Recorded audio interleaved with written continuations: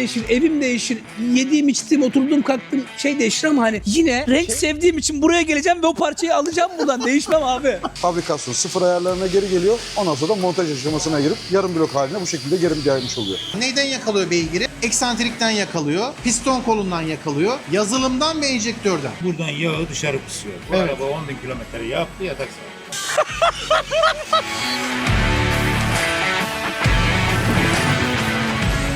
Selamünaleyküm. Yani konu buralara geldi. Gelmesini istemezdik. Dün yaşadığımız şeyler tatsızdı abi ama sonu güzel oldu. Yani Erhan abi sen yönlendirdin. Beklemediğimiz bir şekilde inanılmaz bir yardımcı oldu. Allah razı olsun. Erhan abi dedi ki ben dedi Gökhan'a söyledim dedi. Sana dedi ana yatak kol yatakları falan filanları da bilmem neleri de hediye etsin dedi. Ben de yok abi söyleme dedim öyle bir şey. Yemin ederim öyle dedi. Ben de yemin ederim öyle söyledim. Trabzon varsa söyle. Ama sen hiç öyle bir şey söyleme dedim Erhan abi. Gökhan abi dedi ki dedim gel dedim senle dedim bir oturacağız konuşacağız bir projeler var dedim. Bilmiyorum dedim. Siz ne konuştunuz bilmiyorum. Ben yalansız söyledim. Biz aslında sadece durumun genelini konuştuk. Yani arabadaki sorunları konuştuk, ne yapılabilir onu konuştuk. Onu tüm Türkiye biliyor abi şu an arabada sorun olduğunu. Ama direkt birebir konuştuk biz. Öyle bir durum. Yani Biz çözüme nasıl gideriz? Seni daha az masrafla diye konuştuk. Seni minimum masrafla çıkarmaya da yemin ettik akşam. abi Allah razı olsun ya. Allah sizden de razı olsun. Tabii Nusret abi de çıtlattım. Nusret abi dedim bak dedim yani kimin arabası yaptığın farkında mısın dedim falan filan. O diyor iş bize kaldı o zaman ha diyor bir tek diyor her yerden diyor çözdün diyor. Bir tek biz kaldık diyor. Dedim aynen abi. Ya ne ses var burası da kardeşim yani sanayide de bu kadar ses olmaz ki ya. Ya bu kadar da Bu ses sanayide bu kadar olmamalı ses ya. yapmayın bokunu çıkarmayın arkadaşlar ya. Yani bir sanayide bu kadar ses olma ihtimali var mı ya? Abi bir şey diyeceğim. Bu ne? Bu piston. 0.50. Piston kolu mu bu? Hayır o piston. Pistonun Ha, kendisi. piston değişiyor. ve sekman. Ha kol değişmiyor. Kol değişmiyor. Kol istememişler ya. Kola da kolay kolay bir şey olmaz zaten. Bu ne abi? Onlar sibop kayıtları. Sibop kayıtları. Kayıtları. Bunlar Onlar ana yatak. Nasıl yatıyorlar abi bunda? Böyle mi yatıyorlar? ana yatak. Arabaya soracaksın onu. Ha, krank bunun üstünde yatıyor, uzanıyor yatıyor Krankın böyle. üstüne yatıyor. Kol yatağın üstünde de kollar uzanıyor. Lan nasıl yatak demişler bak çok düşün. İyi. Bu ne yatak abi? Bu kol battaniye mi? yatak. Bu da kol yatak. Kol Hangi yatak, kolun? çok- Pistonun kolunun neresinde duruyor bu? Neresinde duruyor? Piston kolunun kranka bağlanan yeri işte. En altta. Özellikle dedi ki fayı olsun dedi. Fay olsun dedi. Özellikle fay verdim. Ne malı abi bu? United Kingdom'da yazıyor. İngiliz malı. Çin malı değil görüyor musun? İngiliz malı. Ya nasıl araba topluyoruz biz Orijinalden hemen sonra geliyor bu marka. böyle? Orijinalden hemen sonra geliyor. Kaç sonra onu bilmem ama. Piston kaç tanemiz var abi? 1, 2, Altı. 3, 4, 5, 6 tane pistonumuz var. Bizim araba 6 silindir. Çünkü SDV 6. O 6 silindir.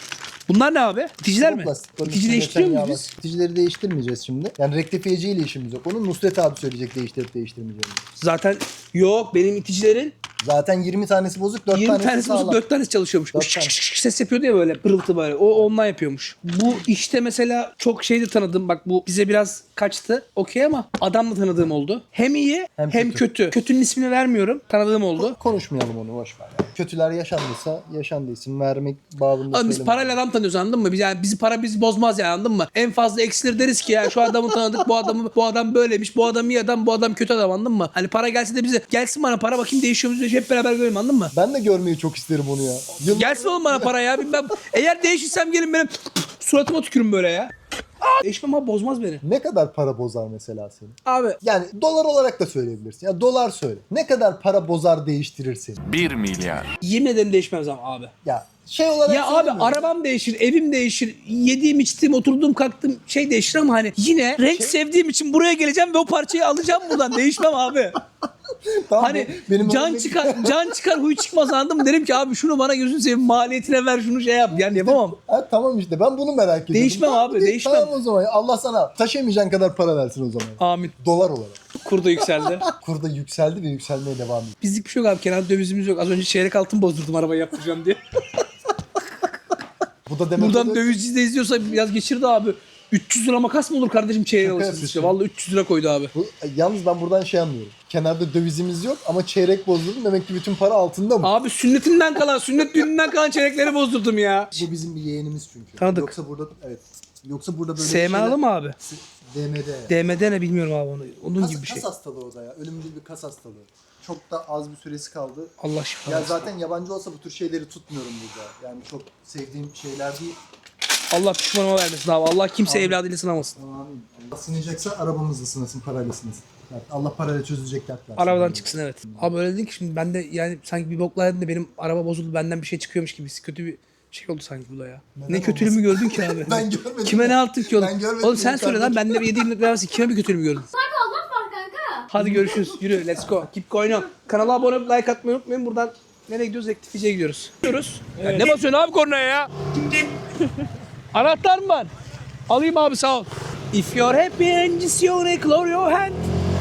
If you're happy and just if you're happy and just clap your hand. Sana alkış yok. Anca fingers snap snap. Ben bu sefer harbiden iptal oldum. Snap. O değil ama. Bir şarkı vardı ya. Fingers. Sen zaten ne biliyorsun kanka? Sen okul okumadın mı? Okudum. Uganda'da mı okudun ilkokulu? Madam Finger, where are you? Bu arkadaşın sıkıntısı ne acaba? Maslak'tan kalktık geldik Haramidere'ye. Yani Torium AVM'nin tam karşısında Uğur'un yerine geldik. Özgüven motor yenilemeye. Şimdi parçalara getirdik. Yatakları, pistonları getirdik. Silindir kapağı da Erhan abi buraya getiriyor. Bugün Cuma. Bugün veriyoruz. Yarın buradan teslim alacağız. Yani çok hızlı bir şekilde değil mi? Yani dün 1, bugün 2, 3. Toplamda 5 gün gibi bir sürede tahminimce yani hafta sonu saymazsak arabayı çıkarmış olacağız. Selamünaleyküm. Aleykümselam. Abi Uğur. Uğur'un kendisi benim babasıyım. Tamam. Baba merhaba. Merhaba, hoş geldin. Dün blok geldi ya sana. Rencin. Rencin. Evet. Bunlar şeyleri baba. Parçaları geldi. Parçaları geldi. Silindir kapakları da geliyor. Tamam. Silindir- Yani kapak gelmiyor dedin sonra dün öyle bir şey duydum ben. Yo geliyor. Geliyor mu? Geliyor. Tamam. O da şimdi yolda. Onu bizim iki telde Erhan abi var çıkmacı. Ondan aldım. O bilerek kendi getirmek istedi. Hem tanışayım dedi. Onda çünkü bayağı parça var. Galiba konum attığınca onun numarası benden çıktı falan. Galiba tanıyor da olabilir sizi. Ha bu benim motor mu? Evet benim motor. Bu şimdi bizim makine ha? Aynen Sen şimdi buna ne yapacaksın? Bunu dün ben aldım. 0.50'ye rektifiye yapacağız. Oradan gitti sen aldın. Aynen. Sen de dedim burada 2.7'nin kapağının aynı olduğunu söylüyorsunuz. Hı hı. 3002'ye de aynı diyorlar bizim kapakta. Ya bilmiyorum. Biz 3.0'dan makineden söktük, aldık geliyor. Sıkıntı yok. Hani o kapakları da üstten bir temizleyelim. Onları da aldığım yere vereyim. Tamam abi. Onların durumu ne? Baktın mı onlara? Onları kapakçılar bakmışlar abi. Ha o kapakçı. Ha blokla kapakçılar ayrı Tabii değil mi? motora rektifiye ayrı. Altına sen bakıyorsun, üstüne o Üstüne taraf onlar bakıyor. bakıyor. Bizim montajımız ayrı, rektifiye ayrı, kapak ayrı. Düz bunu servisten sen aldın. Aynen ben aldım Orada. abi. Şimdi sen bunu ne yapacaksın abi? Bunun Abi, neyi var mesela? Bana onu anlat. Silindirleri büyüktü, silindir çapları. Yani pistonlarımız mı büyüktü? Aynen. Pistonlar değil, pistonlar silindir ölçüsü büyüktü. Tamam. 0.50'ye işleyeceğiz motoru. 0.50'ye göre. Daha 0.50 mı büyüteceksin, piston daha mı seçeceğiz. küçülteceksin? Büyüteceğim abi. Daha büyüteceksin. Hı. Yani şu Yarım milim çapı, daha büyüyecek, aynen. yarım milim daha büyüyecek. Aynen. Neden büyütüyorsun mesela? Niye yapıyoruz biz böyle bir şeyi? Abi büyütmemiz lazım çünkü bu şekilde yaparsak araban hem yağ yakar, duman atar. 0'ya işlediğimiz zaman daha pürüzsüz bir hale gelecek motor. Ha, sen Bunu şu an- aslında burayı zımparalıyorsun. İçteki o Aynen. kalıntıyı, pisliği, tortuyu düzlüyorsun. Ama tertemiz oluyor abi burası. Zımpara değil sadece. ister istemez de burası tabii genişliyor böyle bir işlem Aynen, yaptığın için. aynen abi. Ona göre de pistonları daha mı büyük aldık mesela? Tabii aynen. 0.50 piston demiştik ya abi. Evet. 0.50 pistonun çapı büyüyor. Yani 0.50 santim bunu açtığın gibi pistonumuza büyüttük. Aynen piston Hani, büyüyor. hani çünkü bu işi sana soruyorum. Yani izleyen, takip eden, anlayan ne iş yaptığımızı bilmeyen, hani rektifiye ne yapıyor diye. Demek bu yüzden dolayıymış. İlk yani baş- bunu mecburiyetten anladığım kadarıyla büyütüyoruz. Aynen. Yüzeyini de paso vereceğiz. Tamam. Tertemiz olacak yüzeyi. Önü arkası. Daha yeni attım zaten abi tezgah. Bak şimdi sen burada ne yapıyordun mesela? Yüzeyini sıfırlayacağım ilk baş. Ondan sonra yüzeyine paso vereceğiz. Tertemiz olacak bunun yüzeyi. Sonra işlerine gideceğiz sindirlere. Büyüteceğiz sindirleri. Tamam sen başla. Tamam abi. Sen başla bakalım. Usta kolay gelsin. Hoş geldin kardeşim. Hoş bulduk. Bize şu an hani niye çekiyorsun diye soracaksın. Bize çok normal geliyor bunlar. Bildiğin için. Biz de çekiyoruz, evet. Abi bilmeyen o kadar çok insan var ki hani rektifiye mesela adam diyor ki işte ustaya motor yaptırıyor diyor. Rektifiye 50 bin lira para diyor. 40 bin lira para diyor. 30 bin lira para diyor. Adam diyor ki o ne diyor. Aynen. Hani mesela hani biz ne kadar anlatabilsek, ne kadar şey yapabilsek bize artı basar bu. Şimdi 2.7 motoru şu anda bitmiş olan hali. Bu 2.7. 2.7. Şimdi aynısından bir tane daha geldi. Yedek parçalarını, kompresini kontrol edeceğiz. Servise uyumlu olup olmadığını kontrol edeceğiz. Motora montaj aşamasına. Onun ölçülerini şimdi kontrol edeceğiz bunları. Yani sen şu an sıfır parçayı kontrol ediyorsun. Tabii birebir uyumlu olup olmadığını kontrol ediyorum. Hani çıkma olsa anlarım sıfırda da hata olabiliyor yani. Şimdi bu arabanın 2.7'si var, 3.000'i var. Yanlış parça gelebilir. O yüzden birebir kendisini kontrol ediyor. Bizdeki 3.0 bu 2.7. Bu 2.7'si, bu da 3.000'i. Fark etmiyor yani. Bu mesela bu motora göre 2.7'ye göre parça kontrol ediyorsun. 3.000'e göre de 3.000. Zaten numunesini alıyorsun. Ona göre birebir kontrol ediyorsun. Bunun farklısı var, standardı var. Hepsi farklı ölçüleri var. Bunun hepsini kontrol edeceğiz. Kranka falan da sen baktın değil mi usta? Biz bakıyoruz evet. Bizim hepsi. krankta bir sıkıntı yok herhalde. Yok, sıkıntımız yok. Bunun hepsi tek tek kontrol edilmek zorunda böyle ki doğru olup olmadığını bilelim. Bu kol yatak değil mi? Onlar kol yataklar. Yedek parçalarımız şu anda doğru. Peki biz buradan usta finalde şimdi sana silindir kapağıyla blok ayrı geldi. Evet. İkisi montajlı mı gidecek yine ayrı ayrı mı gidecek? Tabii üzerine koyacağız, üzerine montaj edeceğiz. Mesela şimdi var yarım motor olarak geçer. Tamam. Sonra silindir kapak contası gelecek. Silindir kapağı üstüne sıkılacak. O contaların falan da sana mı gelmesi lazım yoksa onu servis mi yapacak? O sonra piston yükseklikleri belirlendikten sonra conta kalınlıkları ona göre Ha, ona göre ayarlanacak. isteyeceğiz. Ondan sonra isteyeceğiz ona göre. Yani Şu anda yedek parçalarımız Orijinalin dışına çıktığımız için piston da contaları da milimlerine göre ayarlanıyor. aynen. Yani çünkü biz buradan tıraşlıyoruz. Oraya orijinalden daha kalın koymamız gerekiyor. Contayı mesela. Daha farklı. Contası da farklı olacaktır. Ondan sonra yedek parçaları da farklı oluyor. Ondan sonra revizyon yapılıyor. Fabrikasyon sıfır ayarlarına geri geliyor. Ondan sonra da montaj aşamasına girip yarım blok haline bu şekilde geri gelmiş oluyor. Ustam kolay gelsin. Usta bana bir yerden tanıdık geliyor ya. Nereden? Tanıdık geliyorsun sen daha önce böyle bir iş yaptırmış bir diyalogumuz bir şeyimiz oldu gibi böyle. Bir yerde rast gelmiş olabilir. Olabilir abi. Sanayide gelmişiz belki. Sanayiye yeni başladık sayılır. 14 yaşında geldi. Tam Topkapı'da belki denk geldik. 11 yaşındaydım. 11 Tam yıllarımız geçti. 11 yaş. Topkapı'da bizim de abi yani aşk olsun. 2001'den beri Mustafa Usta'nın yanındayım. 2001, 2026, 25 sene oluyor bir ay sonra. Senden yani meslek olarak bundan bir yaş büyüksün abi. Şimdi orada bloktaki gibi ustacığım bunu Şimdi bu- zemin düzlüyoruz. Bu aracımız parça almış pistonun tepesine. Biz buraları kaynak yaptırdık. Tekrardan revizyon işlemi yapıyoruz. Nereden kaynak yaptırdın? Bak buralarını. Ha, izlerin olduğu yer. Evet. Zaten buralarda bir yamukluk falan var. Sen şimdi onları Tesviye yapacağım. düzelteceksin. Aynen. Bu tesviye. neyin kapağı abi? Peugeot. Peugeot. Aynen. Benim kapak gelince şimdi birazdan yolla sen yapacaksın. Aynen. Bu neyin kapağı? 274 kapak diye geçiyor Mercedes. Bu şekil geliyor bize. Temizliğini yapıyoruz. Bu şekilde. Bu bitmiş hali. Aynen bu bitmiş hali. Yani şu içindeki tortular, pislikler, bütün kanallar, manalar hepsi açılıyor. Evet. Şunlarda bir sıkıntı. Bu kapak gene iyi duruyor abi. Bu kapağımız çatlak. Neresi çatlak? Kaydın dibinden çatlak. Ha içinden. Evet. O içindeki çatlağa bir şey yapabiliyor musun? Yok. Silindir kapağı çöp. Yani silindir kapağı çatlak olunca geçmiş olsun çöp. Peki buna kaynak yapmışım. Bunda ne vardı? Bu da parça almış. Parça almış demek ne demek abi? Üstüne vida düşmüş. Motorun içinden. Aynen. Emme manifoldundan. Piston kolundan. Yok, emme manifoldundan parça çekmiş. Öyle diyelim. Yani vida olur, cıvata olur. O da içinde harekette sağa sola vura Aynen. yara verdi. Siz de orayı kaynak yaptınız. Kaynağı burada mı yapıyorsunuz dışarıda mı yapıyorsunuz? Dışarıda yaptırıyoruz. Mesela burada bir kapağımız var. Yani her çatlağı da yapmıyoruz diye bir şeyimiz yok. O içinde diye. Aynen bak bu aracımız da sibop kesmiş. Tamam abi. Burayı kaynak yaptırdık. Buna 4 tane yuva atacağız.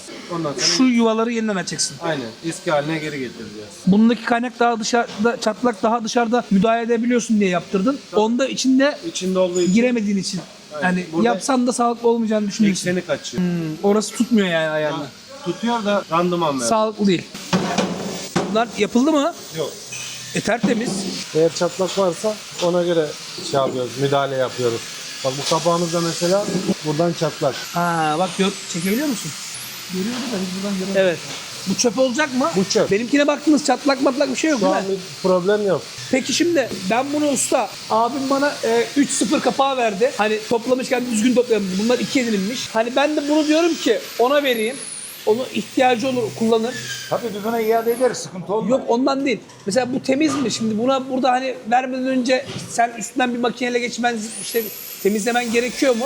Yok. Şimdi Bu şekilde düzgün mü yani bu? ya böyle vermek daha mantıklı. Öbür türlü yüzeyim taşlamış şeyler. Böyle görürse çalışmış halinde daha güzel olur. Alacak. Kapak oynanmamış oluyor yani. Oynanmamış oluyor. Anladım. Bu kapak oynanmış mı daha önce? Tabii bir sefer Tabii revizyon yapılmış. görürüz. Bir sefer yapılmış. Aynen. Peki 3-0 ile 2-7'nin kapağı farklı mı gerçekten? Abi şurasında farklılık var sanki. Yok. Hadi 2-7 kapak 3-0 kapakla aynı mı diye mi çözüyoruz şimdi? Evet. Hani bunu Land Rover'cılar farklı olduğunu söylüyor. Ama sen de burada işleyen olarak diyorsun ki ben bir fark görmedim diyorsun. Aynı şimdi kim doğru söylüyor? Arkadan da bir farkı var mı ona bakalım.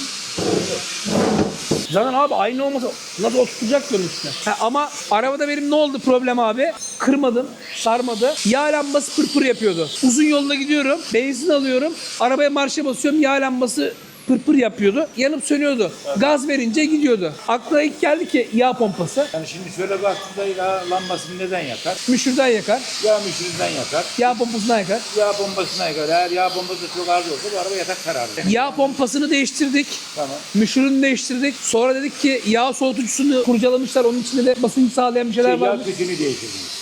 Onu da değiştirdik. Abi bu sefer daha çok sabit yanmaya başladı. Tesisattan da olabilir. Sabit yanmaya başladı. Usta şeyi ölçtü. Basıncını ölçtü. Olması gerekenin yarısından aşağıda çıktı. Pompayı taktıktan sonra daha çok yanmaya başladı. Yani şimdi benim burada Olsa bu krank kadar değişir. topladıktan sonra bunu yaptıktan sonra yağ lambamın yanma ihtimali mi var? Yok şimdi biz işimizi yapıp verdikten sonra usta geri kalan o bakacak. Çünkü yağ fitilinden yakabilir. Ulan bir de bu kadar yaptık, para harcadık, şey yaptık, gittik Yok, geldik yanmaz, gittik. yanmaz. Bir de yağ lambası yanmaya devam ediyor. Yanmaz. Ki ben de yağ lambası sabitlenince korktum. Arabayı çekiciyle yolladım. Doğru yapmış. Yukarıya yağ yetiştirememiş biraz usta. Ha, buraya yağ yetiştirememiş mi? Tabii buraya çizmiş biraz yağ gelmiyor. O da daha önceden de olabilir Mustafa bu. Ama hiç söktüğümüzde abi çapak çıkmadı arabadan. Bak su var komple. Çatlak olsa bir gözde olur.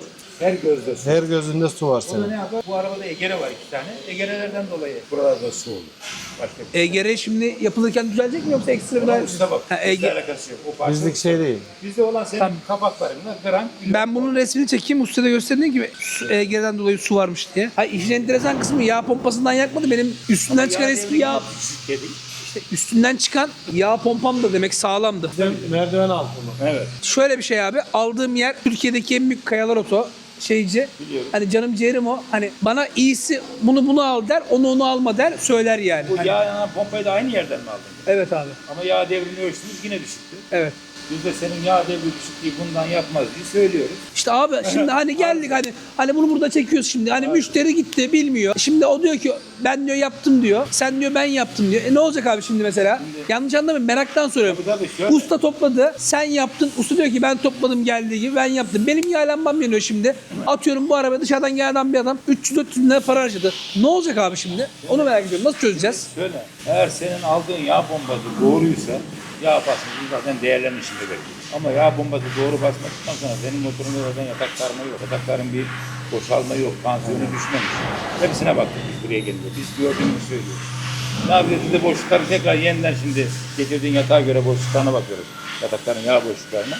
Onun videosunu biz sana çekeriz olmazsa. Sen de görürsün zaten.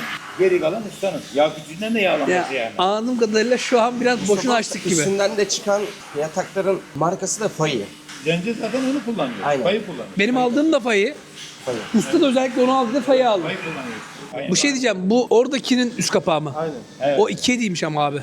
2.7'ymiş abi. Usta Şükrü Usta mıydı? Şükrü o 2.7 mi 3.000 mi ya? 2.7 dedi o. 3000 usta o. 84. 3.000 değil mi? 3000 usta. Abi biz bile bu işin içinden çıkamıyorsak var ya, yemin ediyorum gerçekten Allah kimseye böyle sınamasın ya, böyle hani ustayla oyla buyla, hani tamam bu adamlar da ekmek yiyor burada ama hani ben doğru yapıyorum diyor. O da diyor ki ben yanlış yapmadım diyor. Şu an içime kurt düştü. Çıkmacı getiriyor iki tane de. Tamam. O da 3 tane motor vardı. Biri dedi çürük, diğeri de iyi değil. 3 tane motor dağıttı, 3. de iyi çıktı. Gelince bakacağımız bakarız. Bak bunlarda genelde kronik hastalık, Korozyon oluyor. korozyon oluyor. Onları takmayız. Evet. Kaynak işi varsa takmayız zaten. Senin kendi kapağını takarsın. Yani üstünden aynı sen de gördün. Her yer aynı. Zaten çalışmış bir kapak. Tamam abi. O da geliyor, o farklı olduğunu söylüyorsun, sen aynı olduğunu söylüyorsun. Sizi şimdi Gelince çakıştıracağım burada, bakacağız. Gelsin bakalım. Bak yüzeyi temizliyor, gördün mü? O kadar ince ki bak, kıldan daha ince bir şekilde temizliyor. Hani çünkü onun o ayarın, yani şunu inceltmemesi lazım çok. Tekne motoru. Bunun markası ne? Kamis. Ne yapacaksınız? Olacak. İade gidiyor. Ha, olmuyor. Uf, bu adama şimdi ne kol böreği kaçmıştır ha. Araba değil, gemi ev teknesi varsa. Oğlum tekne mi ne? Adamlara gitsen oğlum uçak motoru falan gitsek gelirler miyiz? Daha makineyi açmadan önce dedi ki senin dedi, silindir kapakları 2.7 dedi. Benim araba 3.0 abi. Silindir kapakları 2.7'nin kapağı diyorlar. Zaten 2.7 ile 3.000 arasında tek fark olan piston farkı. Birisininki 81 mm, birisininki 84 mm. Silindir hacmi değiştiği için. Motor aynı zaten, gözüküşü. 2.7'nin görünüşü de aynı zaten. Her şey aynı. Yalnızca 3000'de motorun değişen piston kollarıyla gram bir de şey değişiyor, silindirler. O zaman diyor ki o tezgahtaki benim eski kapakla bunun kapakları aynı diyorlar. Aynı zaten. Bu da 3000, seninki de 3000. Usta neye dayanarak aynı değil diyor. Çünkü o direkt daha açmadan, makineyi sökmeden dedi ki bana senin kapakların 2.7 dedi. Oğlum bizim araba 2.7 miymiş yoksa? O zaman boşuna silindir kapağı mı aldık biz? Bakalım şimdi yeni gelen kapağı da kontrol edelim. 10 dakikaya burada, bakalım o nasıl. Peki bir şey diyeceğim usta. Size şimdi hani piyasada şey var ya, renk sıkıntılı. Var mı bir sıkıntısı? Sıkıntısı ne? Niye bu kadar çok kırıyor? Araba kullanım farklı. montaj farklı. Ustanın çalışma sistemi farklı. Motorun kullanılan parçalar, yakıt emisyonu, kullanım şeklin.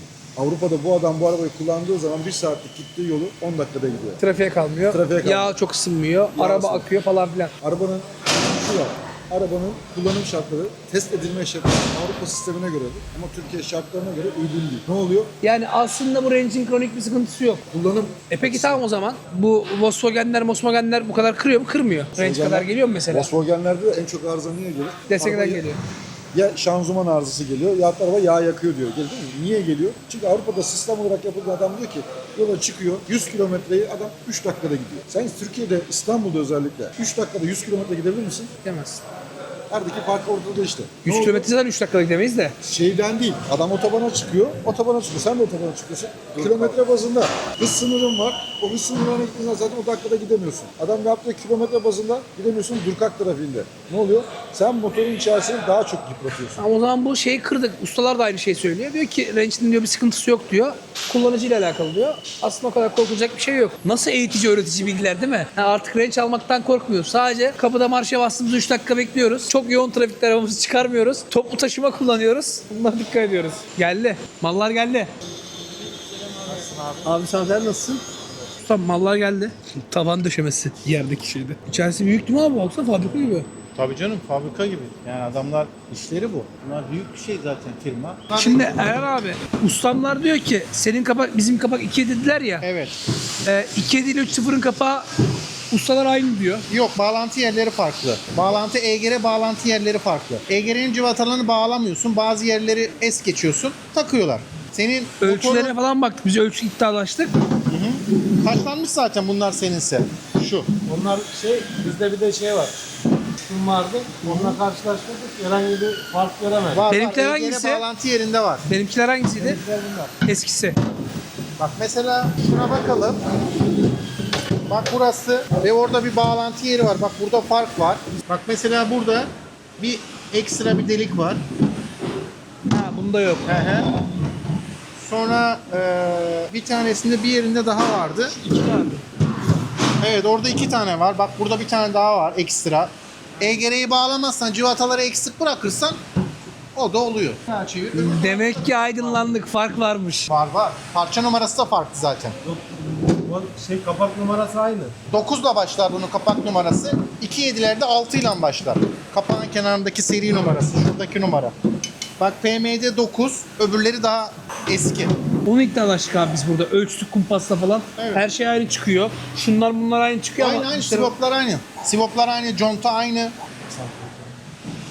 Hayır, aynı değil. Eksantrikleri görmedim. Yani arabadan çıkan eksantrikleri görmedim. Muhtemelen 2.7 eksantrik takılmıştır ona. 3000 motora gene 2.7'nin eksantriğini takmıştır. Onların da şuradaki dönüklük kam derecelerinde beygir farkı var ya, oradan yakalıyorlar. Neyden yakalıyor beygiri? Eksantrikten yakalıyor, piston kolundan yakalıyor, yazılımdan ve enjektörden. Beygir buradan artıyor, başka bir şeyden artmıyor. Ama belgesel. oluyor. Vallahi Olduruyorlar. belgesel. Bizim eskiler hangisi kediler abi? Ha, onları arabaya koyalım mı? Şaban abimin selamı var sana. Şaban bizim şeyci Şaban. Heh. Ayrıldı. O zaman Erhan abi rektifiye için doğru yere geldik değil mi? Doğru. Doğru yere geldik. Evet. GM doğru bir adres zaten. Bir de GM de kendi içinde ayrılıyor gruplara ama genelde 10 tane GM'den 9'u sağlam diyebilirim yani. Ama ben bu kadar çok öyle bir şeyim yok. Sizin kadar gezmişim yok ama bu kadar büyük atölye ilk defa görüyorum. Büyük olanlar var ama hani düzgünlükten, temizlik Hayır ben bizim sanayilerden Tabii, bahsediyorum evet, abi. evet, Şimdi burası doğru. biraz sanayinin dışında. Bizim Tabii. Maslak'ta Topkapı'da böyle büyük dükkan, bu kadar böyle Yok, takım tesisat yok. Bak şimdi şöyle bir makine de yaptırıyorum kendim özel Konya'da. Sizin şu şanzıman muhafazası ustacığım. Şöyle bir kirli parça. Bu makineyi ben kendim özel yaptırdım. Şu an bitti.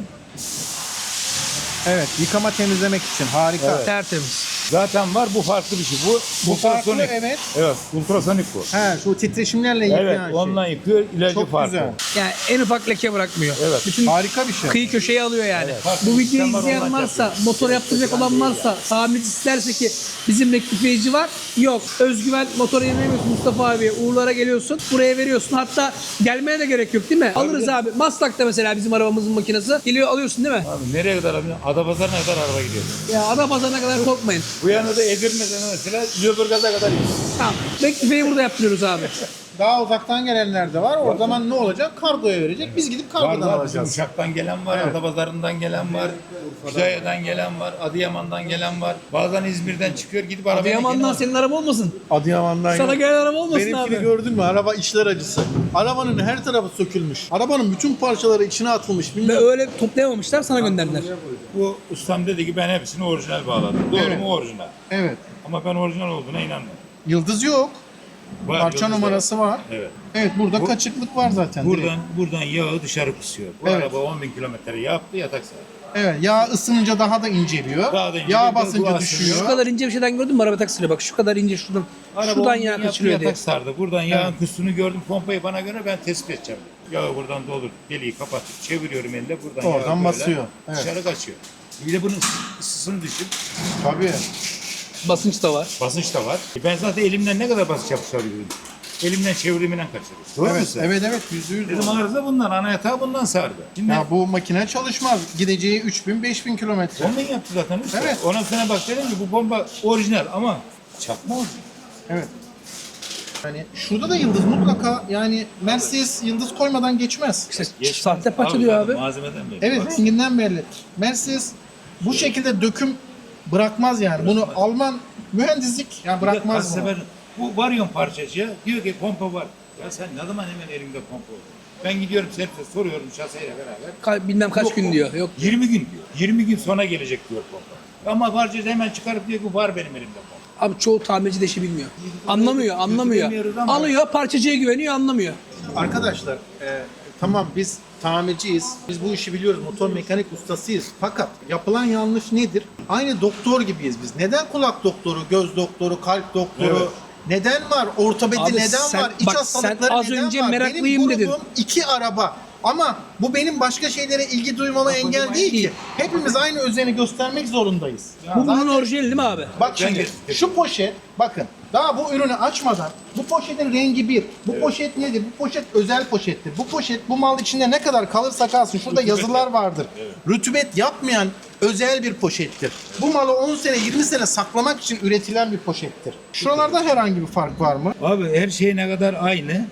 Ben bunu da aynı şekilde aynı bir tane daha vardı bağladım. Evet. Bunun şurası değişik bu. Bu başka bir Pompa evet. Başka Pompa- 642 Evet, başka motorun. 642. Evet. Zaten burada öyle bir açıklık ondaki gibi yok usta. Orada çok bariz bir iz var yani. felaket burada bak. Ben şimdi sana bunun videosunu da göstereceğim. Ama Her şey iyi pompa- yapmışlar abi benziyor. Bu rektifiyesi şimdi içine girdi silindirlere. Şu an 0.50'ye rektifiye oluyor. Şu an 0.50 rektifiye oluyor. Orada işi bittikten sonra ne yapıyoruz? Buraya değil mi? Honlamaya. Orada işi bitince de burası böyle şey olacak. Pistonların, sekmanların alıştırması. Geçişi. Kardeşlerimle çek böyle.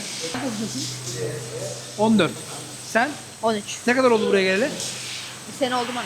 Senin? Benim 4. ayım oldu. Oğlum bak benden size tavsiye abi tavsiyesi. Ben de sizin yaşınızda olsaydım hani okul o tartışılır ama böyle bir meslek yapardım. Ben zaten okul çalışıyorum abi. Mesela diye bir şey okul var abi. Bir gün okula gidiyorsun. Geri kalan günlerde çalışıyorsun. Aferin sana sen. Ben de aynı. Aferin size bak yemin ediyorum bu mesleği bırakmayın bak. Bu işler yavaş yavaş azalıyor, ölüyor. Bu işleri yapacak sizin gibi gençler artık az. Sizin yaşınızda millet dışarıda yok telefonla yok kolay para bulmanın derdine. İleride çok büyük para kazanacaksınız bak ben size söyleyeyim. Ustanızdan görüyorsunuz. Kocaman dükkanı var yanında kaç tane çocuğu. O adam da sizin gibiyken geldi. Bana düşmez belki benim haddime değil ama yemin ediyorum ben böyle sizin gibi böyle elimde bir mesleğim olsun, bir marangozluk olsun, bir tamircilik olsun, bir kuaförlük olsun. Bunları isterdim. Anladın mı? Ulan bugün bir kuaför olsan saçını uzamıyor mu? Kestirmiyor musun? Değil mi? Kestiriyorsun. Dünyanın neresine gitsen bu işi yaparsın. Dünyanın her yerinde araba yok mu? Var. Bu işi yapanlar var mı? Çok az var. Yani aç kalmayacağınız bir meslek. Nasıl yapıyorlar ya? Kapaklar yıkandı. Nerede yıkandı? Hamada. Neyle yıkıyorsunuz abi? İlaçlı suyla. Şampuan falan yok değil mi köpük? Şampuan yok. Bilmediğinden soruyorum. Sonra hamama göndereceğiz. Tellak böyle güzel bir Aynen. keseleyecek. Şimdi burada yıkadık mı? Burada temizlik işlemi yapacağız. Tamam. Kurum temizliği. Ha içine sokuyorsun böyle zız Tabii zız zız. fırçalarla kurum temizliği yapıyoruz.